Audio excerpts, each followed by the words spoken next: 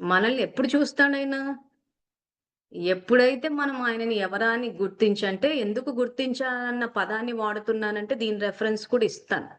వేల కోట్లలో ఏ ఒక్కరో గుర్తిస్తారు అని అంటాడు. సో, భగవంతుని యొక్క ఒరిజినల్ స్వరూపం ఏంటంటే నిరాకారుడే. ఆ రెఫరెన్స్ కూడా ఇస్తాను నేను. చిదంబర రహస్యం అన్న పదం వినే ఉంటారు మీరు. సో, తమిళనాడులోని చిదంబరం అని ఒక పుణ్యక్షేత్రం ఉంది. అక్కడికెళ్తే భగవానుడు నటరాజస్వామి రూపంలో ఉంటారు. ఆ పక్కన ఖాళీ స్థలం ఉంటది. అక్కడ చెప్తారు భగవంతుడు నిరాకారుడు అని చెప్పి. సో, ఇదే చిదంబర రహస్యం అంటాం. అంటే చిత్తం అన్నది అంబరాన్ని అంటినప్పుడు భగవంతుడు నిరాకారుడన్న జీవిత సత్యాన్ని తెలుసుకుంటాం.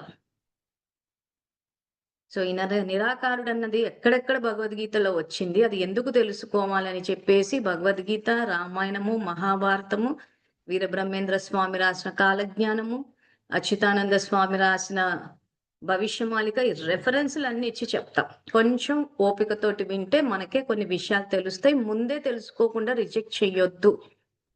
ఎందుకంటే ఇంకా సబ్జెక్ట్ కొంత ఉంది.